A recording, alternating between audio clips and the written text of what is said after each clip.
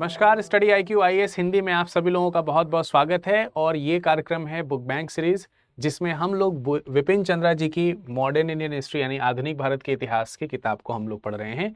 इसमें लगातार कई सारे अध्यायों को कंप्लीट करते हुए अब हम पहुंच चुके हैं अध्याय 11 में। और आप सब लोगों को मालूम है अध्याय 11 का आज ये चौथा भाग है। ठीक है, तो इस चौथे भाग में हम क्या कुछ चीज़ें डिस्कशन करेंगे, आइए इसके ऊपर एक नज़र डाल लेते हैं फटाफट से। ये सारी चीज़ें जो हम यहाँ पर दिखा रहे हैं इस समय आपको, ये कंप्लीट की जा चुकी हैं।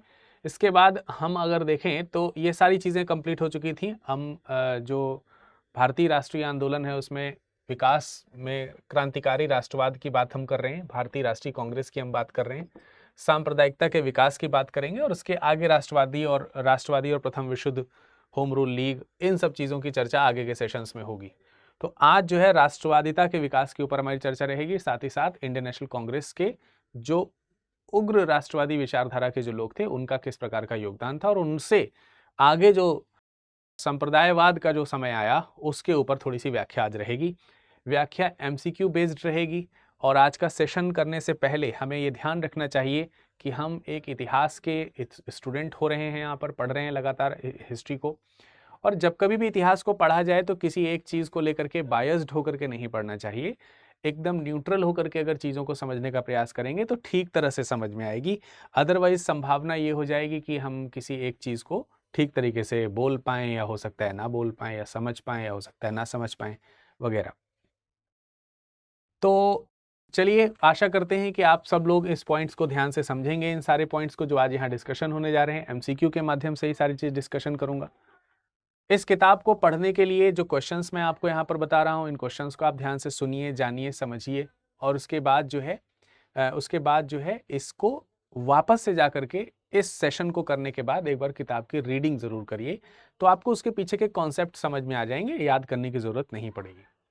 आइए जानते हैं मॉर्ले मिंटो सुधारों के बारे में। तो मॉर्ले मिंटो सुधारों के संबंध में निम्न कथनों पर विचार कीजिए। तीन ऑप्शंस दिए हुए हैं, चार कथन दिए हुए हैं, फिर 4 ऑप्शंस दिए हुए हैं। इसमें इंपीरियल लेजिस्लेटिव काउंसिल और प्रांतीय परिषदों में चुने हुए सदस्यों की संख्या बढ़ा दी गई थी। क्या ये कथन सही है? आप लोग जल्दी से इसका ABCD के अंदर आंसर दीजिए, ABC या D, कौन सा आपको सही लगता है? कथन को ध्यान से पढ़िए और ध्यान से पढ़ करके इसका आंसर हमें रिप्लाई करिए। जल्दी से सभी लोग ऐसा काम करें फटाफट से। तो पहला स्टेटमेंट क्या लिखा हुआ है? इसमें लिखा है, इसमें इंपीरियल लेजिस्लेटिव काउंसिल और प्रांतीय परिषदों में चुने हुए सदस्यों की संख्या बढ़ा दी। किसने बढ़ा दी? ये जो 1909 का मॉर्ले मिंटो रिफॉर्म आया, जिसे काउंसिल ऑफ इंडिया एक्ट 1909 भी कहा गया, यानी कि भारत परिषद नियम 1909 भी इसे कहते हैं, या इसे हम मॉर्ले मिंटो सुधार के नाम से जानते हैं। तो मॉर्ले मिंटो रिफॉर्म में सबसे पहले तो इंपीरियल लेजिस्लेटिव काउंसिल जो थी और जो परिषदीय काउंसिलें थी, यानी कि प्रोविंशियल लेजिस्लेचर्स जो थी, ठीक है, इन दोनों जगहों पर सदस्यों की संख्या को बढ़ा दिया गया था। यह बात बिल्कुल सही है। ऐसा क्यों किया गया था? उसका रीजन है 1858 की जो क्रांति हुई थी, उसके एनालिसिस जब ब्रिटिशर्स ने किए तो उन्हें यह पता चला इसमें जो भारतीय हैं उनके अंदर असंतोष की भावना थी, और उस असंतोष में एक असंतोष का कारण यह भी था,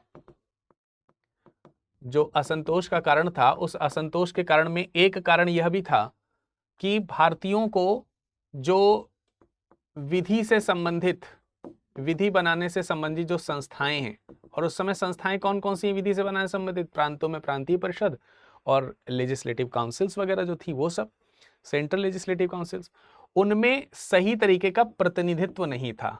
प्रतिनिधित्व जो है वो भारतीयों का नहीं था, भारतीय प्रतिनिधित्व नहीं था उसमें, आप ऐसे समझ लीजिए। अब भारतीय प्रतिनिधित्व ना होने की वजह से भी एक रोष था। रोष का एक कारण यह भी था, क्रोध का एक कारण यह भी था, गुस्से का एक कारण यह भी था। 1857 की क्रांति के बाद 1858 से इन लोगों ने लगातार ये चीजें सोचनी शुरू करी। अब जरा देखिए यहां पर इस चीज को जब अंग्रेज ध्यान में रखते हैं तो उन्हें यह समझ में आता है कि हमें इंडियंस की ये वाली एक मांग भी पूरी करनी चाहिए। लेकिन यहां यह ध्यान रखना जरूरी है कि ब्रिटिशर्स भारतीयों की ऐसी कोई मांग तो मानने वाले हैं नहीं जिससे ब्रिटिशर्स का अहित हो। हाँ, ऐसी मांग जरूर मांग सकते हैं जिससे जाने अनजाने हम भारतीयों का नुकसान कर सकें। तो उन्हीं में से एक डिमांड इंडियंस की है कि हमें हमें रिप्रेजेंटेशंस दिए जाएं। तो निश्चित रूप से इस मांग को यहां पूरा किया जा रहा है, खासकर तब जब 1857 की क्रांति के बाद एक बड़ा क्रांति का समय 1905 में जब आया, और जब उन्हें यह लगने लगा कि कहीं एक बार फिर से उसी तरीके की घटनाएं घटित होने ना लगे, तो हमें उनकी बात को मान लेना चाहिए, जो कि पिछली बार भी कारण बनी थी। स्वभावतः उन्होंने उनकी बात मान ली। तो पहला वाला स्टेटमेंट जो है वो क्या है, सही है। ठीक, सत्य या असत्य का मांग किया जा रहा है। तो जहां लिखा है पहला और तीसरा असत्य है, तो पहला तो सही है, तो पहला असत्य वाला तो गलत हो गया। और ठीक है, तो ये वाला स्टेटमेंट तो हमारा गलत हो गया। अब बचे ये तीन, देखते हैं कौन सा होगा। 68 सदस्यों में से 36 अधिकारी और 5 गैर अधिकारी सदस्य होते थे। 68 सदस्यों में से 36 अधिकारी और 5 गैर अधिकारी सदस्य होते थे। अब देखिए, ये जो काउंसिल्स में और प्रांतीय सभाओं में जो संख्या बढ़ाई गई थी, सदस्यों की जो संख्या बढ़ाई गई, वो संख्या बढ़ाई जरूर गई, लेकिन उसका कोई भारतीय हित में लाभ नहीं हुआ। अप्रत्यक्ष रूप से वो लोग वहां पर चुने जाते थे, इनडायरेक्ट वे में उन लोगों को चुना जाता था। उदाहरण के तौर पर 68 सदस्यों में से 36 अधिकारी और 5 गैर अधिकारी सदस्य होते थे। यहां गैर अधिकारी सदस्य जो है ना, यही भारतीय प्रतिनिधि हैं। यही गैर अधिकारी सदस्य क्या हैं, भारतीय प्रतिनिधि। आप बताइए, 36 में से 5 भारतीय प्रतिनिधि हैं, तो क्या आपने रेशियो दिया है? और गैर अधिकारी सदस्य भी जो होते थे ना, इनके रिकमेंडेशंस केवल सुने जाते थे, बस इनको पूरा नहीं किया जाता था। इनफैक्ट इनको तो कई बार बोलने का ही अवसर नहीं था वहां पर, केवल ये थे वहां पर बस। और वो भी इनमें में से ज्यादातर वो होते थे जो ब्रिटिश शासन के समर्थन में रहते थे, या ब्रिटिशर्स की जो पॉलिसीज थी उनके समर्थक जो थे, ऐसे लोगों को इसमें शामिल किया गया था। तो फायदा ही क्या था। 27 निर्वाचित सदस्यों में से एक और उदाहरण है, 27 निर्वाचित सदस्यों में 8 बड़े जमींदारों के प्रतिनिधि थे। देखिए, ये वाला स्टेटमेंट भी सही है, यानी दूसरा वाला कथन भी सही है। तो दूसरा वाला कथन सही होते हुए जो दिख रहा है हमको, वो यहां दिख रहा है। पूछा क्या गया है, विचार करने के लिए। तो दूसरा वाला सही होते हुए दिखाई दे रहा है, और दूसरा अगर सही है तो चौथा भी सही होगा, है ना। इंपीरियल लेजिस्लेटिव काउंसिल और प्रांतीय परिषदों में चुने हुए सदस्यों की संख्या बढ़ा दी, है ना। ठीक है, तो यहां पर देखिए केवल दो, ये वाला सेकंड वाला स्टेटमेंट जो है ये तो क्या है, सही है। 68 में से 36 अधिकारी और 5 गैर अधिकारी सदस्य होते थे। अब देखिए, 27 निर्वाचित सदस्यों में 8 बड़े जमींदारों के प्रतिनिधि थे। 27 निर्वाचित सदस्यों में 8 बड़े जमींदारों के प्रतिनिधि थे। 8 बड़े जमींदारों के प्रतिनिधि नहीं थे, 6 बड़े जमींदारों के प्रतिनिधि थे। 6 बड़े जमींदारों के प्रतिनिधि थे। ठीक, तो संख्या जो है वो क्या है, 6 वाली सही है, 8 वाली सही नहीं है। और जो 2 होते थे वो ब्रिटिश पूंजीपति होते थे, ब्रिटिश पूंजीपति। संख्या 8 है, ब्रिटिश पूंजीपति। लेकिन यहां पर यह ध्यान रखना है कि 8 बड़े जमींदार नहीं है। 8 जमींदारों में से 6 भारतीय बड़े जमींदार थे, और जो 2 थे वो बड़े ब्रिटिश पूंजीपति हुआ करते थे। तो ये वाला स्टेटमेंट क्या है, गलत है। तीसरा स्टेटमेंट क्या हो गया, गलत है। अब तीसरा गलत है, चौथा देखते हैं। इस सुधार से वास्तविक शक्तियां परिषद के पास आईं और भारत प्रशासन को लोकतांत्रिक स्वरूप मिलना प्रारंभ हुआ। इस सुधार से वास्तविक शक्तियां परिषदों के पास आईं। परिषदों मतलब ये प्रांतीय परिषद और लेजिस्लेटिव काउंसिल्स वगैरह जो थी, वो काउंसिल मतलब परिषद, और भारत के प्रशासन को लोकतांत्रिक स्वरूप मिलना शुरू हुआ। भारतीयों को उम्मीद तो यही थी, लेकिन ऐसा हुआ नहीं था। लोकतांत्रिक स्वरूप वगैरह कुछ नहीं मिलना शुरू हुआ था, और न ही परिषदों को वास्तविक शक्ति मिलने का मतलब, परिषदों के पास वास्तविक शक्तियां थी, लेकिन ब्रिटिश अधिकारियों के पास थी जो सरकारी थे, गैर सरकारियों के पास तो थी ही नहीं। तो स्वाभाविक सी बात है, लोकतांत्रिक स्वरूप तो कहां ही मिल सकता था। तो यह स्टेटमेंट भी गलत है। तो तीसरा और चौथा गलत है। तीसरा और चौथा गलत है, तो ये वाला स्टेटमेंट हमको साफ साफ दिख रहा है, तीसरा और चौथा असत्य है। तो इसका करेक्ट आंसर क्या हो जाएगा, ऑप्शन नंबर डी हो जाएगा। और यहां पे तो लिखा है कि दूसरा और चौथा सत्य है, तो चौथा तो असत्य है, गलत है ये स्टेटमेंट। केवल 3 और 4 सत्य हैं, तो 3 तो गलत है, चौथा सत्य है, चौथा असत्य है, 3 सही है। 3 भी सही है और 4 भी सही है, तो 3 और 4 सत्य नहीं है, असत्य भी गलत है। तो एक ही स्टेटमेंट सही है, डी वाला। ठीक है, तो ये पॉइंट समझ में आ गया होगा शायद आपको। चलिए अगले प्रश्न की तरफ चलते हैं। अगला क्वेश्चन क्या है? ब्रिटिश, देखिए ये सारे क्वेश्चन जो है हमने बुक से बनाए हैं, स्वयं आपके लिए मेहनत करी जा रही है, तो आपकी मेहनत भी इसमें इन्वॉल्व होना जरूरी है। और आपकी मेहनत कैसे इन्वॉल्व होगी? इस सेशन को आप पढ़िए ध्यान से, और पढ़ने के बाद उससे संबंधित जो टर्म्स हैं उनको बुक्स में भी पढ़िए, रीड करिए। ब्रिटिश सरकार के द्वारा पार्लियामेंटो सुधार लाए जाने के उद्देश्य थे, तो क्या उद्देश्य थे भाई? भारतीय परिषदीय व्यवस्था को लोकतांत्रिक रूप देना और उसमें भारतीयों की भागीदारी को बढ़ाना, क्या यही पार्लियामेंटो सुधार था? अगर ऐसा ही होता तब तो पार्लियामेंटो सुधार बहुत ही जरूरी था। अगर ये सही होता तो 1919 का जो एक्ट है, जिसे मॉन्टेग्यू चेम्सफोर्ड रिफॉर्म कहा जा रहा है, उसको लाने की जरूरत ही ना पड़ती। अगर ऐसी बात सही थी तो ये तो गलत है। वास्तविक उद्देश्य राष्ट्रवादियों में फूट डालना और भारतीयों के बीच एकता को बढ़ाने से रोकना। यही सही था, बिल्कुल यही स्टेटमेंट बिल्कुल सही है कि वास्तविक उद्देश्य क्या है, जो राष्ट्रवादी एकता। देखिए ये एक ऐसा समय है ना जिसमें व्यक्ति प्रांतवाद, प्रांतवाद, धर्मवाद जो है और जो जातिवाद है, और ये सब चीजों से दूर होकर के एकजुट होना शुरू कर रहा है, और इसकी झलक जो है वो स्वदेशी आंदोलन में दिखनी शुरू हो चुकी थी। तो स्वाभाविक सी बात है कि जो हिंदू मुस्लिम एकता यहां पर फिर से एक बार दिख रही है, जो खास तौर से 1857 के समय दिखी थी, वही एकता यदि अगर एक बार फिर से निर्मित हो गई, तो 1857 में तो भले ही अंग्रेज भारत से बाहर नहीं गए, लेकिन 1905 से 10 के बीच में तो निश्चित रूप से चले जाएंगे। इस चीज को ध्यान में रखते हुए उन्होंने राष्ट्रवादियों में फूट डालना और भारतीयों के बीच एकता को बढ़ने से रोकना, ये उद्देश्य लेकर के इस सुधार को लेकर के आए।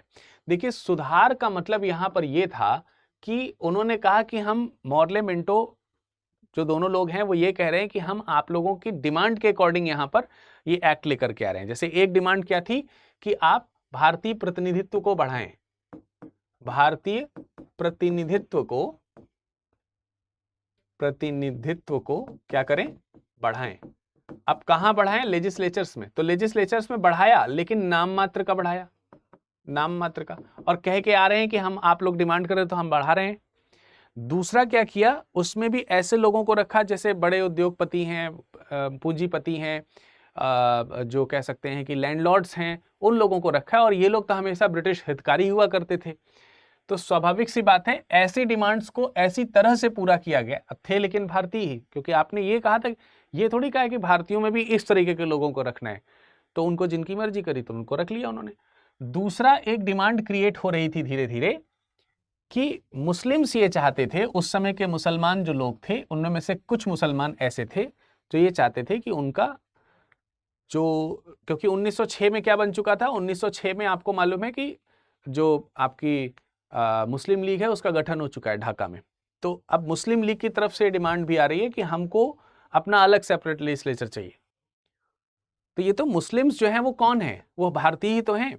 तो उन्होंने ये कहा कि कुछ विशेष भारतीय वर्ग के लोग ये भी चाह रहे हैं कि उनका सेपरेट लेजिस्लेचर हो, तो सेपरेट लेजिस्लेचर उन्होंने मांगने लगे। उन्होंने कहने लगे कि हमें सेपरेट लेजिस्लेचर चाहिए। तो उन्होंने कहा कि ठीक है, तथास्तु दे रहे हैं। और उन्होंने मुस्लिम्स के लिए क्या कर दिया, मुस्लिम्स के लिए पृथक निर्वाचक मंडल की मांग को स्वीकार कर लिया। इस तरीके से वास्तविक उद्देश्य जो है वो राष्ट्रवादियों में फूट डालने का है और भारतीयों के बीच एकता को बढ़ने से रोकने का, ये उद्देश्य है। तो पूछा गया कि सुधार लाने के उद्देश्य क्या थे? ब्रिटिश सरकार के द्वारा पार्लियामेंटो सुधार लाए जाने का उद्देश्य क्या था? उद्देश्य ये नहीं था कि ये मिल जाए, उद्देश्य ये था। तो यही करेक्ट आंसर हो गया, ऑप्शन नंबर बी सही है, जवाब हो गया। बाकी आगे जो पॉइंट लिखे हैं वो ऑटोमेटिक गलत हो जाएंगे इनके उद्देश्यों में। प्रत्येक संप्रदाय के लिए पृथक निर्वाचक मंडल लाना, देखिए आपको लग रहा होगा कि सर सी वाला सही है। यहां पर प्रत्येक संप्रदाय को टारगेट अभी नहीं कर रहे हैं, हालांकि ये चीज है मन में, लेकिन चूंकि बात हो रही है पार्लियामेंटो सुधार की, ये चाहते तो हर वर्ग के लिए थे कि पृथक होना चाहिए। मुस्लिम्स को अलग देखते थे, ये हिंदू को अलग देते थे, सिखों को अलग देख रहे हैं, ये अलग जाति वर्ग को एक अलग संप्रदाय के रूप में देख रहे हैं, ये देखते रहे, लेकिन शुरुआत इसकी हिंदू और मुसलमानों को अलग करने से कर रहे हैं। तो यहां पर प्रत्येक संप्रदाय की बजाय अगर लिख दिया जाता कि मुस्लिम संप्रदाय के लिए पृथक निर्वाचक मंडल का निर्माण करना, तो ये भी स्टेटमेंट सही हो जाता, पर क्योंकि वहां पे प्रत्येक लिखा है तो ये भी गलत हो गया। लेजिस्लेटिव काउंसिल में भारतीयों के लिए प्रत्यक्ष चुनाव प्रणाली की शुरुआत करना, ये तो थी ही नहीं, ये तो आप प्रत्यक्ष प्रणाली लेकर के आए थे, तो ये स्टेटमेंट भी क्या है, गलत है। अगले प्रश्न की तरफ बढ़ते हैं। लिखा है संप्रदायवाद के बारे में निम्नलिखित में से कौन सा या कौन से कथन सत्य है या हैं? संप्रदायवाद। अब ये खतरनाक शब्द है। संप्रदायवाद के बारे में समझने से पहले कुछ संप्रदायवाद की बेसिक्स को समझना जरूरी है, जो कि आप इस बुक को पढ़ेंगे उसमें बहुत स्पष्ट तरीके से संप्रदायवाद के बारे में लिखा हुआ है। उसके कुछ अंश मैं आपको बताना चाहूंगा। संप्रदायवाद के बारे में लिखित में से कौन सा कथन सत्य है या सत्य है? वास्तविक रूप में जब लिखा हुआ है संप्रदायवाद तो ये दो शब्दों से बना है, संप्रदाय और वाद। वाद जो है उसका मतलब होता है विचार। किसी विशेष विचार को हम वाद के अंतर्गत लाते हैं। जैसे अगर आप शांति की बात करते हैं तो आप शांतिवाद को बढ़ावा दे रहे हैं, यानी कि शांति के जो विचार हैं उसको। इसी तरीके से आतंक की बात करते हैं। आतंक के अगर विचार हैं आपके पास में तो आपको क्या कहा जाएगा? आतंकवादी। क्या बोला जाएगा? आतंकवादी। इसी तरीके से विचार कैसे? जो संप्रदाय को रिप्रेजेंट करते हो। बस इसी शब्द की व्याख्या को आप समझ जाइए तो अपने आप समझ, संप्रदाय का मतलब जो है वो किस किस चीज से हो सकता है। संप्रदायवाद जो है वह वास्तविक रूप में एक विचार है, ये बात आप समझ लीजिए, बिल्कुल सही स्टेटमेंट लिखा है ये। संप्रदायवाद के बारे में कुछ भी पढ़ने से पहले हमें संप्रदायवाद के बेसिक स्ट्रक्चर को समझना पड़ेगा। संप्रदायवाद का बेसिक स्ट्रक्चर ये कि एक विशेष विचार किसी विशेष संप्रदाय के लिए। अब संप्रदाय में बहुत सारी चीजें आती हैं। एक विशेष ग्रुप को एक तरीके से देखना, संप्रदाय, सम का मतलब ही हो गया समान रूप से देखना। संप्रदाय में सम का मतलब क्या हो गया? समान रूप से देखना, यानी किसी एक विशेष ग्रुप को एक समान रूप से देखना। उस ग्रुप की अपनी एक विशेषता होगी, फिर दूसरा एक ग्रुप होगा, उसकी अपनी एक विशेषता होगी। स्वाभाविक सी बात है कि अगर दो अलग अलग संप्रदाय हैं तो यह काफी संभावना बन जाती है संप्रदायवाद में कि एक संप्रदाय दूसरे संप्रदाय से भिन्न हो।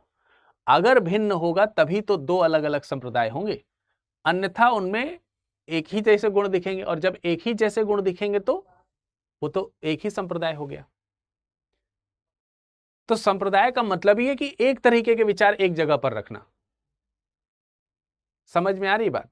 बेसन के लड्डू भी लड्डू हैं और बूंदी के लड्डू भी लड्डू हैं, लेकिन संप्रदायवाद यही है कि बेसन अलग है, बूंदी अलग है, मीठे दोनों हैं, लड्डू दोनों हैं, लेकिन एक बूंदी है, एक बेसन है। तो बूंदी का ग्रुप जो है वो बूंदी के लड्डू को बना रहा है और बेसन का जो ग्रुप है वो बेसन के लड्डू को बना रहा है। दोनों में मिठास है, दोनों ठीक हैं, दोनों आनंद देंगे, लेकिन इसमें ज्यादा मजा है हमको खाने में, उसमें ज्यादा मजा है। कोई कहेगा इसके दाने छोटे छोटे होते हैं, इसमें ज्यादा मजा है, इसमें दानों की मात्रा भी ज्यादा आ जाती है। कोई कहेगा इसमें दानों की मात्रा से क्या लेना देना है, लड्डू तो एक ही है, लेकिन हमें तो बड़े दाने खाने में मजा आता है, तो उसको उसमें अच्छा लग रहा है। लेकिन अंततः दोनों क्या पाना चाहते हैं? मीठा स्वाद। अंततः के पीछे कोई नहीं भाग रहा है, भाग ही रहा है कि हमारा अलग है, हमारा स्वरूप अलग है, हम अलग हैं। यही संप्रदायवाद की जड़ है। उम्मीद करते हैं कि आप पॉइंट्स को समझ पा रहे होंगे। यह एक ऐसा विश्वास है जिसमें एक विशेष धर्म को मानने वाले लोग मानते हैं। स्वाभाविक सी बात है, संप्रदाय में कौन कौन से संप्रदाय कौन कौन से बनेंगे? धर्म के बनेंगे, ठीक है, जाति के बनेंगे, लिंग के बनेंगे, लैंगिक संप्रदाय। इसके अलावा आप क्षेत्र के बनेंगे, तमाम प्रकार के संप्रदाय बनेंगे। विशेष वर्ग के शिक्षित के बनेंगे, अशिक्षित के बनेंगे, अमीर के बनेंगे, गरीब के बनेंगे। ये सब अपने अपने आप में एक जैसे ग्रुप हैं और सब एक दूसरे से अलग अलग होते हैं। बड़ी विशेष बात है। एक धर्म का ग्रुप अलग है, दूसरे धर्म का ग्रुप अलग है। जाति एक अलग है, दूसरी अलग है, धर्म जबकि दोनों का सेम है। लिंग एक अलग है, एक अलग है। हो सकता है धर्म और जाति एक ही हो, लेकिन क्योंकि लैंगिक विशेषता अलग अलग है इसलिए संप्रदायवाद बढ़ जाएगा। इससे मतलब एक हिंदू है, ठीक है, एक हिंदू है, एक मुस्लिम है, ये तो अलग अलग संप्रदाय हैं, लेकिन हिंदू में ही दो अलग अलग जातियां, वो एक दूसरे को नहीं देखना पसंद कर रही। मुस्लिम्स में भी दो अलग अलग जातियां एक दूसरे को देखना नहीं पसंद कर रहे, एक दूसरे को नीचा दिखाने का प्रयास कर रहे हैं। हिंदू में ही हिंदू स्त्री, हिंदू पुरुष, पुरुष कह रहा हम महान, स्त्री कह रही हम महान। मुस्लिम में मुस्लिम स्त्री, मुस्लिम पुरुष, मतलब समझ रहे हैं? पहले तो ये दोनों भी अलग अलग हैं, फिर जब अंदर है तो उसमें भी अलगाव है, बहुत ज्यादा अलगाव, यही अलगाव है, इसी को अलगाव बोलते हैं। पर कुछ लोग अलगाव को केवल यहीं तक सीमित रखते हैं। यही अलगाव नहीं, अलगाव ये भी है, ये भी है। शिक्षित हिंदू और अशिक्षित हिंदू, शिक्षित मुसलमान और अशिक्षित मुसलमान, समझिए बात को, दबा रहा है एक दूसरे को व्यक्ति। फिर अल्टीमेटली सारे जब जहां एक हो जाते हैं, ये सारे एक कहां पर होते हैं आकर के, अल्टीमेटली हम हिंदू हैं, तो इनका विरोध फिर इनसे ना होकर के सीधे इनसे हो जाता है। सिमिलरली यहां पर भी अल्टीमेटली ये सब कहते हैं कि हम मुस्लिम हैं, फिर इनका विरोध कहां हो जाता है, यहां पर हो जाता है। और जब ये वाला स्वरूप ब्रिटिशर्स देखते हैं तो उन्हें बड़ा मजा आता है। जब ये वाला स्वरूप ब्रिटिशर्स देखते हैं, वाह क्या भारत है, मतलब पहले ये पृथक होंगे, फिर उसके अंदर भी पृथकता के बीज बोए जा सकते हैं, और फिर उसमें भी अमीर गरीब, हिंदू अमीर गरीब, मुस्लिम अमीर गरीब, हिंदू पूंजीवाद और गरीब, मुस्लिम पूंजीवाद और गरीब, मतलब समझिए कितने सारे उदाहरण हैं जो ब्रिटिशर्स को ये मौका देंगे कि हमको अभी इनके ऊपर और शासन करना है, तो हमने मौका दिया तो वे करे। समझने की बात है। तो यहां पर संप्रदायवाद के बारे में इस सब चीजों को ध्यान में रखते हुए अब जो व्याख्या मैंने करी उसको ध्यान में रखिएगा और बताइएगा। एक ऐसा विश्वास है जिसमें विशेष धर्म को मानने वाले लोग मानते हैं कि एक धर्म होने के कारण उनके पार्थिव हित का मतलब सामाजिक, राजनीतिक और आर्थिक, पार्थिव का मतलब यहां पर सामाजिक, राजनीतिक और आर्थिक, ये हित। पार्थिव का मतलब जो नष्ट हो सकते हैं, सामाजिक हित नष्ट हो जाएंगे कभी ना कभी, राजनीतिक हित भी नष्ट हो जाएंगे, आर्थिक नष्ट ही हो जाएंगे, लेकिन क्योंकि एक धर्म के हम हैं इसलिए उनके पार्थिव हित जो है वो समान है। मतलब अगर हिंदू है तो वो ये सोचता है कि हमारा सामाजिक, राजनीतिक और आर्थिक जो हित है वो मुस्लिम सामाजिक, आर्थिक और राजनीतिक हित से पृथक है। मतलब हम सामाजिक रूप से हिंदू और मुसलमान अलग है, एक संप्रदाय ऐसा मानने लगता है।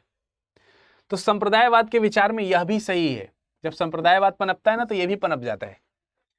इस विचार का मानना है, इस विचार मतलब संप्रदायवाद का मानना है कि भारत में हिंदू, मुस्लिम, सिख और ईसाई अलग अलग विशिष्ट समुदाय हैं, और यही वो संप्रदायवाद है जो इस भावना को प्रेरित करता है कि वास्तविक रूप में भारत एक राष्ट्र नहीं है, बल्कि भारत एक हिंदू राष्ट्र है, भारत एक मुस्लिम राष्ट्र है, भारत एक ईसाई राष्ट्र है, भारत एक सिख राष्ट्र है। ये वाला विचार पनपने देने लगता है। फिर लोग ये सोचने के लिए मजबूर रहते हैं कि राष्ट्र हमारा है। तो हिंदू सोचता है कि हिंदू राष्ट्र बनना चाहिए इसे, क्योंकि हम बहुत हैं। मुस्लिम सोचता है कि हमारा राष्ट्र है, हमारा महत्वपूर्ण योगदान है। सब अपने अपने, और जब अपने अपने अस्तित्व की खोज करते हैं तो उसमें खींचातानी होती है, तब फटता चद्दर ही है। खींचातानी में अंततः चादर ही फटेगा, उसके अलग अलग टुकड़े हो जाएंगे। एक बड़े अस्तित्व में, एक बड़े चादर के अंदर जहां सारे लोग समा रहे थे, अब वो छोटे छोटे टुकड़े लेकर के किसी का पैर खुला है, किसी का सर खुला है, ये रह जा रहा है। जबकि एक संपूर्ण चादर सबको अंदर अपने अंदर समेटने के लिए सक्षम था। लेकिन संप्रदायवाद की ये जड़ें यही करती हैं। तो चादर फिलहाल तो 3 भागों में बटी चुका है भारत का, जो कि पहले 4 भागों में भी रहा था। मतलब हम देखें तो बांग्लादेश है, पाकिस्तान है और भारत है, ये 3 कभी एक हो जाते हैं। क्या कल्पना की जा सकती है कि दोबारा एक होंगे? एक बार कल्पना करके देखिए। इस विचार का मानना है कि भारत में हिंदू, मुस्लिम, सिख और ईसाई अलग अलग विशिष्ट समुदाय हैं। बिल्कुल सही बात है। इस विचार का मानना है भारत धार्मिक समुदायों का एक संघ मात्र है। अब संघ के बाद देखिए मात्र शब्द लगा लिया, मतलब कहने भर को धार्मिक संप्रदाय। वास्तविक रूप में भारत राष्ट्र के रूप में जो पनपा हुआ है, लेकिन ये संप्रदायवाद की जब दृष्टिकोण से आप देखेंगे तो भारत अलग अलग संप्रदायों का अलग अलग भारत दिखाई देगा। हिंदुओं का भारत अलग दिखेगा, मुस्लिमों का भारत अलग दिखेगा, और ऐसे में केवल नाम मात्र का भारत एक है। यह संप्रदायवाद की दृष्टि है। यदि अगर आप सांप्रदायिक दृष्टि से चीजों को देखेंगे तो ऐसा ही दिखेगा भारत। तो क्या आप ऐसे भारत को देखना चाहेंगे? सभी सही है भैया, सारे सही है, करेक्ट। यही है संप्रदायवाद की व्याख्या, और मैं नहीं चाहूंगा कि कभी कोई व्यक्ति इस प्रकार के संप्रदायवाद का प्रमोशन करे। भारत में संप्रदायवाद के विषय में कौन सा कथन सत्य है? फिर से एक बार बताइए, जब आपको संप्रदायवाद समझ में आ गया है तब। पहला कथन है संप्रदायवाद का उदय जनता और उसकी भागीदारी पर आधारित एक नई आधुनिक राजनीति का परिणाम है। बिल्कुल सही बात, संप्रदायवाद जो है इसका उदय जनता और उसकी भागीदारी पर आधारित एक नई आधुनिक राजनीति का परिणाम है। नई आधुनिक राजनीति का परिणाम होने का मतलब, अब बताइए ना, 1857 की जब क्रांति हुई तब हिंदू मुस्लिम कहां चले गए थे भाई? आप में से बहुत सारे लोगों ने ये सुना होगा, मध्यकालीन भारत मुस्लिम शासकों के द्वारा शासित एक राज्य है, राष्ट्र या राज्य रहा है। बहुत सारे लोगों ने पढ़ा होगा। वास्तविक रूप में क्या पूरे भारत में मुस्लिम शासकों का ही शासन था? कहीं ना कहीं इतिहास में पढ़ने या पढ़ाने में गलती है।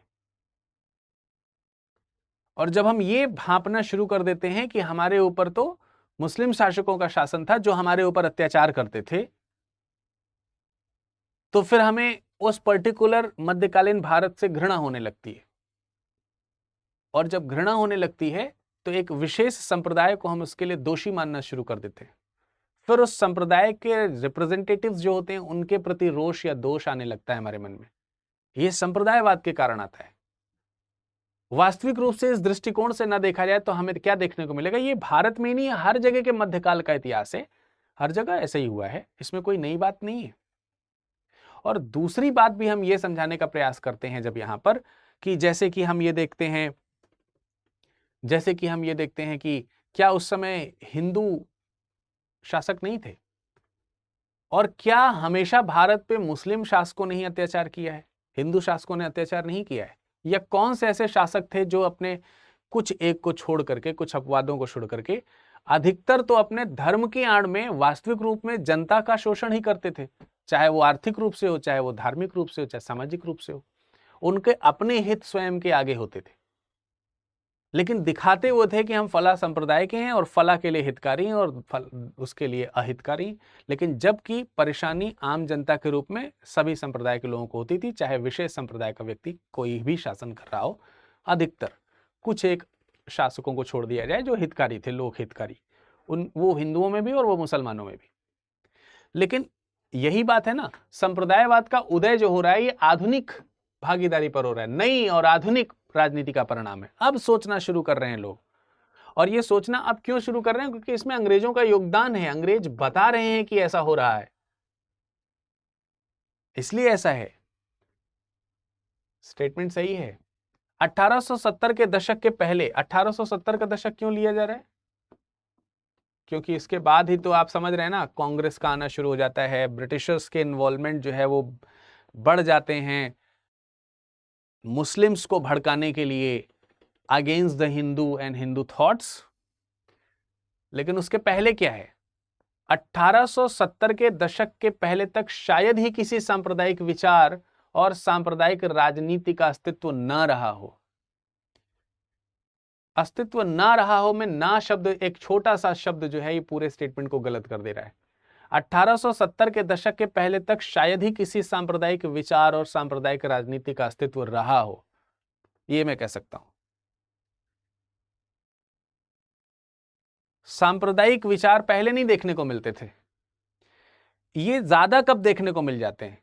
ये जो हिंदू और मुस्लिम्स के बीच का जो गैप है ये बढ़ना कब शुरू करता है? भाई शासक तो पहले भी थे, अलग अलग तरीके की चीजें होती रहती थी, अपने शासक को लोग एक्सेप्ट करते चलते थे, कैसे भी करके कर। ये अंतर कब से होना शुरू हुआ?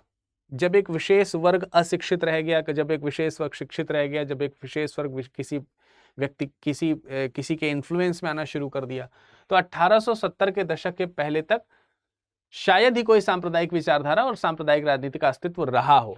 ये वाला स्टेटमेंट सही है, लेकिन ना रहा हो ये स्टेटमेंट गलत है। तो पूरा स्टेटमेंट ही क्या हो गया? गलत हो गया। संप्रदायवाद मध्यकाल का अवशेष है या तब से ही चला आ रहा है? अगर हम संप्रदायवाद के विषय में यह कहें कि संप्रदायवाद मध्य काल का अवशेष है या तब से ही चला आ रहा है, तो यह मुझे लगता है कि गलत है। ये भी ऐसा कुछ नहीं है। संप्रदाय काल मध्यकाल का अवशेष नहीं है। ऐसा नहीं कि मध्यकाल से शुरू हुआ है और तब से चला है। तो संप्रदायवाद मध्यकाल का अवशेष है या तब से ही चला आ रहा है, इसको भी देखना थोड़ा कठिन ही होगा। यानी एक तरीके से देखा जाए तो सही होगा, पर यहां पर सी लिखा हुआ है, ये मुझे कुछ इसमें गलत लग रहा है, ये नहीं होगा, ये सही होगा। एक सत्य है केवल, ठीक है, क्लियर। 1857 की क्रांति के बाद अंग्रेजों ने संप्रदायवाद को किस तरह से प्रयोग किया? 1857 की क्रांति जब हुई तो उन्होंने सांप्रदायिकता को किस प्रकार से प्रमोशन दिया, ये पूछ रहे हैं। अंग्रेजों ने खास तौर पर मुसलमानों को लगातार शंका की दृष्टि से देखा, बिल्कुल सही बात है, बिल्कुल सही बात है। अंग्रेजों ने मुस्लिम्स को जो है खास दृष्टि से देखा या लगातार शंका की दृष्टि से देखा, ये बात बिल्कुल सही है। और कहते हैं कि तमाम जब 1857 की क्रांति जो हुई है ना, उसके पीछे माना जाता है कि मुस्लिम्स का षड्यंत्र ज्यादा था। अब वही बात है कि लीडरशिप जो थी वो मुस्लिम्स की थी। मुगल बादशाह बहादुर शाह जफर इसके लीड कर रहे थे। कई जगहों पर मुस्लिम संप्रदायों ने जम करके भागीदारी करी थी, चाहे वो अवध हो चाहे जो भी हो, फलाना ठिकाना सब जगह। तो मुसलमानों को इन्होंने क्या कर लिया, टारगेट बना लिया। कहते हैं कि 1857 की क्रांति के बाद 27,000 मुस्लिम्स को जो है फांसी पर लटका दिया गया था अकेले दिल्ली में, क्योंकि इन्होंने ब्रिटिशर्स के खिलाफ काम किया था। 27,000 मुस्लिम्स को फांसी पर चढ़ा दिया गया था अकेले दिल्ली में। मुस्लिम्स को खास तरीके से टारगेट किया जाने लगा, ब्रिटिशर्स जो है उन्हें शंका की दृष्टि से देखने लगे। और यही वो समय है, मतलब अब इनको मैं किस शब्दों में व्यक्त करूं इस भाव को, मुझे वो पर्याप्त शब्द नहीं मिल रहे हैं। कई बार आप देखते हैं कि जब कभी भी विद्रोह की बात आती है तो मुस्लिम्स के ऊपर नजर चली जाती है। ये भाव पैदा किए गए हैं ब्रिटिशर्स के द्वारा। एक मुस्लिम भयभीत होने लगता है कि जब कभी ऐसी घटनाएं घटित होती हैं तो ये भाव पैदा किए गए थे ब्रिटिशर्स के द्वारा, दुर्भाग्य से आज भी रह गए। और इतना ही नहीं, फिर ये जो अलगाववाद की विचारधारा है वो यहीं से शुरू हो जाती है। वो कैसे शुरू हो जाती है उसको जरा देखते हैं। अंग्रेजों ने खासतौर पर मुसलमानों को लगातार शंका की दृष्टि से देखा, बिल्कुल सही बात है। 1870 के बाद अंग्रेज मुसलमानों के मसीहा के रूप में सामने आए। अब देखिए 1857 से लेकर के 1870 के बीच में दो अलग अलग विचारधाराएं मुसलमानों के प्रति अंग्रेजों ने अपनाई हैं।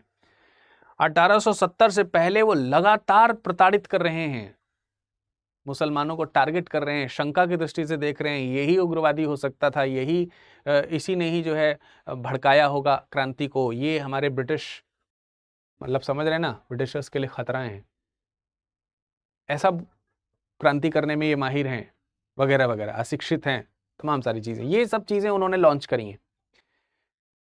पर उन्हें अचानक से समझ में आता है कि 1857 के बाद से 1870 के बाद से उन्हें अचानक से समझ में आने लगता है कि ये जो हिंदू पढ़ा लिखा हो गया है, पढ़ा लिखा जो हिंदू हो गया है अब ये संप्रदायवाद को एक्सेप्ट नहीं करता, ये हिंदू मुस्लिम एकता को फिर से बढ़ा रहा है। ऐसे में उन्हें यह उचित लगना शुरू हुआ कि जिन मुसलमानों का हमने नुकसान पहुंचाया है, यदि अगर हम उनके प्रति नरम भाव से पेश आएं, उन पर मरहम लगाएं, उनको अपनी ओर मिलाएं, तो एक वर्ग का जो अहित करते आए थे अभी तक हम, उसका अब हम हित करते हैं, तो उसके कहीं ना कहीं हम पोषक बन जाएंगे। इसी को बोलते हैं तुष्टीकरण की राजनीति। और ये जो तुष्टीकरण की राजनीति आजकल आप लोगों को दिखती है, इसकी शुरुआत भी देख सकते हैं आप, ब्रिटिशर्स के द्वारा हो रही है ब्रिटिशर्स के द्वारा। पहले यही उसके अगेंस्ट, उनके अगेंस्ट में थे, अब यही उनका साथ दे करके ये दिखाना चाहते हैं कि हम उनके हितकारी हैं। वास्तविक रूप में हितकारी नहीं है, भय अभी भी है उसी तरीके का, सब कुछ उसी तरीके, लेकिन दिखाने लग रहे हैं कि अब हम हितकारी हैं। तो 1870 के बाद अंग्रेज मुसलमानों के मसीहा के रूप में सामने आने तथा मुसलमान जमींदारों, भूस्वामियों और नव शिक्षित वर्गों को अपनी तरफ खींचने का फैसला उन्होंने करना शुरू कर दिया। यह बातें बिल्कुल सही है। जातिवाद, प्रांतवाद के आधार पर एक ही धर्म के लोगों के प्रति भी फूट डालने के प्रयास किए गए। जातिवाद के आधार पर फूट डालने का प्रयास किया गया, बिल्कुल सही बात है। जातिवाद के आधार पर फूट डालने का मतलब समझते हैं, एक ही संप्रदाय के अंदर अलग अलग जो जातियां हैं उनमें भी एक संप्रदाय बना दो। जैसे दलित वर्ग हिंदुओं में, पिछड़ा वर्ग, अग्रणी वर्ग, शिक्षित वर्ग, अलग अलग वर्ग, इस तरह मुसलमानों में। तो जातिवाद के आधार पर और प्रांतवाद के आधार पर बंगाल को कहा गया कि आप एक विशिष्ट प्रांत है जिस पर जो है एक विशिष्ट तरीके के लोग कब्जा करना चाहते हैं। अब जो डिमांड थी ब्रिटिशर्स से, जो डिमांड थी, उस डिमांड को गलत तरीके से प्रस्तुत करने का काम यहां पर शुरू हो गया। जैसे कि आप देखोगे किस तरीके से गलत तरीके से प्रस्तुत करने का काम शुरू हो गया। एक डिमांड क्रिएट हुई कि हमें भाषा के आधार पर बंगाल चाहिए, भाषा के आधार पर हमें उड़ीसा चाहिए, भाषा के आधार पर हमें बिहार या इस तरीके से कर दिया जाए, असम को अलग कर दिया जाए। लेकिन उसको उन्होंने प्रांतवाद में कन्वर्ट कर दिया, प्रांतवाद में उसको कन्वर्ट कर दिया। संयुक्त प्रांत और बिहार में प्रांतवाद को जम करके बढ़ावा दिया गया। और किस तरीके से बढ़ावा दिया गया? भाषा के आधार पर भी बढ़ावा दिया गया। भाषा के आधार पर इन्हें पृथक करना शुरू कर दिया गया। भाई भाषा का भी प्रयोग संप्रदायवाद में लेकर के, एक तरीके की भाषा बोलने वाले एक संप्रदाय के लोग, मतलब आप समझ रहे हैं कितनी विचित्र बात है ये। एक खूबसूरत से गुलदस्ते में जहां अलग अलग प्रकार के फूल खिलते हों, उन एक एक फूलों को हटा के अलग अलग गुलदस्ते में लगाया जाए और कहा जाए एक गुलदस्ते में एक तरीके का फूल रहेगा। आपको कौन सा गुलदस्ता ज्यादा अच्छा लगेगा, जिसमें एक ही प्रकार के फूल हों या कई प्रकार के सुंदर सुंदर फूल हों, मतलब सभी प्रकार के सुंदर फूलों का एक गुच्छा हो। लेकिन ये ब्रिटिशर्स उसे तोड़ करके जा रहे थे। ये वो लोग थे, मुझे नहीं मिलेगा तो किसी को नहीं मिलेगा वाली विचारधारा वाले लोग। और इसी वजह से ये भारत के राष्ट्रवाद को, भारत के संप्रदायवाद में बांट के छोड़ के चले गए। अतिशय दुर्भाग्य आज उन फूलों का है कि जो इस बात को समझ ही नहीं रहे हैं, जो देख रहे हैं दूर से कि अलग प्रकार का गुलदस्ता हमें अच्छा लग रहा है, हमें भी उसी गुच्छे में होना चाहिए था। उन्हें यह बात नहीं समझ में आ रही कि दूसरी खुशबू उन्हें फिर कभी नहीं मिलेगी, और अपनी खुशबू भी से वो दूसरे को कभी भी खुश नहीं कर पाएंगे यदि अगर संप्रदाय से, एक तरीके के संप्रदायवाद को अगर बढ़ावा देंगे तो। समझ पा रहे होंगे आप मेरी बात को शायद। तो यहां पर आप देख सकते हैं, आपको यह पता चलना चाहिए, पूछा गया कि संप्रदायवाद को किस तरह से प्रयोग किया गया था। ठीक है, पूछा गया था कि संप्रदायवाद को किस तरह से प्रयोग किया गया था, तो शंका की दृष्टि से देखा। ठीक है, 1870 के बाद अंग्रेज मुसलमानों के मसीहा के रूप में सामने आने तथा मुसलमान जमींदारों, भूस्वामियों और निश्चित वर्गों को अपनी तरफ खींचने का फैसला उन्होंने किया। जातिवाद, प्रांतवाद के आधार पर एक ही धर्म के लोगों के प्रति फूट डालने का प्रयास किया। ठीक है, और संयुक्त प्रांत और बिहार में प्रांतवाद को बढ़ावा देने का प्रयास किया। तो इसमें सारे कथन सही हैं। यहां पर कथन जो है वो सही नहीं लिखे गए हैं। इसमें वास्तविक रूप में देखा जाए तो सभी कथन क्या हैं? सही है। वास्तविक रूप में सारे कथन सही है। ठीक है, इस आंसर को छोड़ दीजिए। इस तरीके से पॉइंट समझ में आ गए होंगे शायद। हो सकता है क्वेश्चन बनाने में थोड़ी सी मिस्टेक हुई हो। निम्नलिखित में से कितने कथन सत्य हैं? निम्नलिखित में से कितने कथन सत्य हैं? औपनिवेशिक सरकार ने हिंदुओं, मुसलमानों और सिखों को अलग अलग समुदाय माना। बिल्कुल सही बात है, तभी तो संप्रदायवाद बढ़ा। उन्होंने प्रिंट मीडिया, साहित्यों और सार्वजनिक मंचों के जहरीले सांप्रदायिक विचार और घृणा के फैलाने की पूरी छूट दी। वैसे तो वे प्रिंट मीडिया पर, मतलब कि अखबार हों या फिर पत्रिकाएं हों या फिर दूसरे बैनर्स, पोस्टर्स वगैरह हों, वो जो भी चीजें अंग्रेजों के खिलाफ होती थी उस पर रोक लगा देते थे, बैन कर देते थे उसे।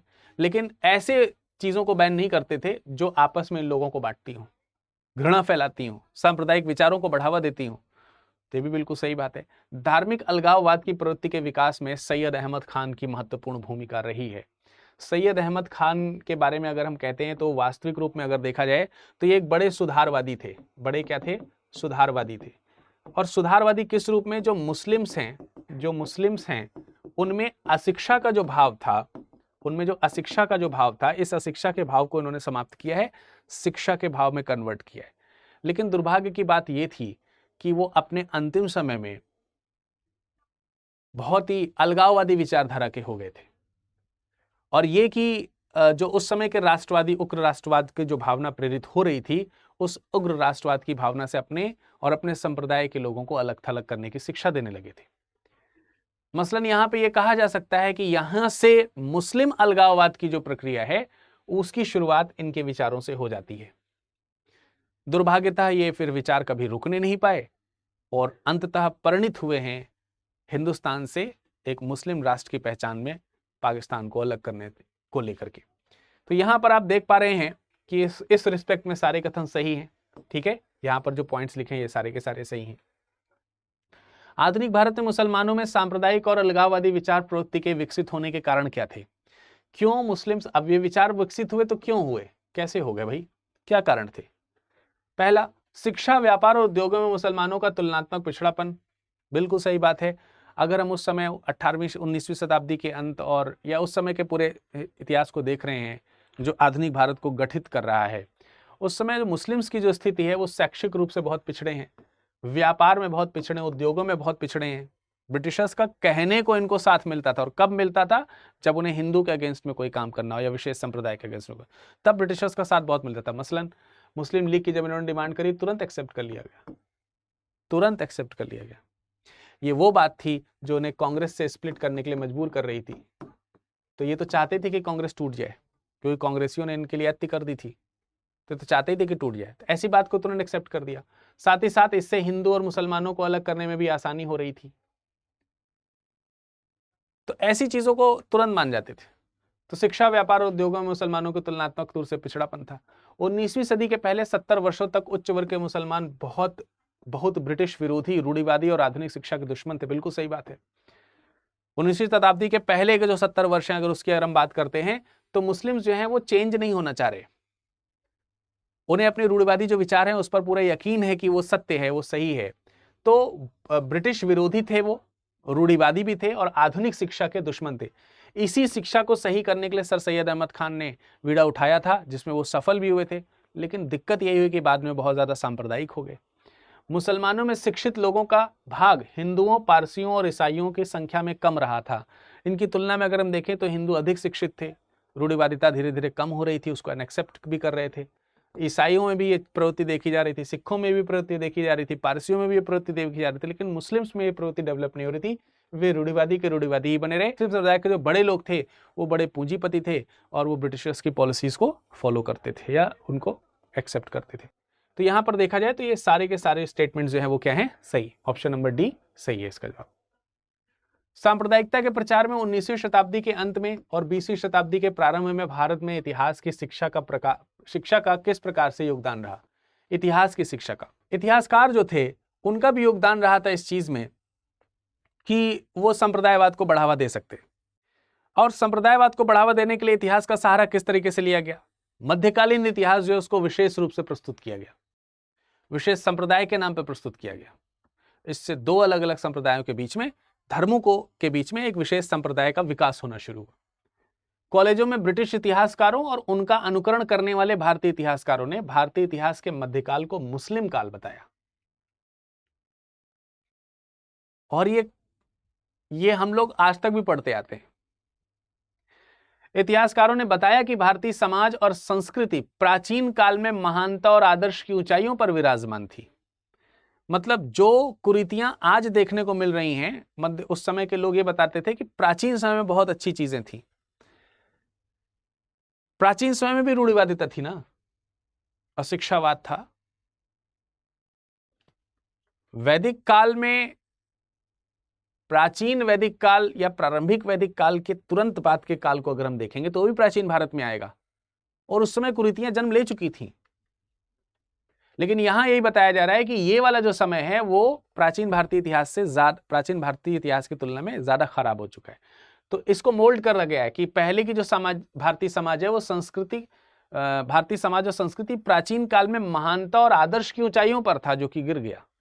ऐसा कुछ नहीं था, लेकिन शिक्षित यही किया गया और इसकी वजह से जरूर गिर गया। मध्यकाल में मुस्लिम शासन और प्रभुत्व के कारण उनका निरंतर पतन आरंभ हो गया।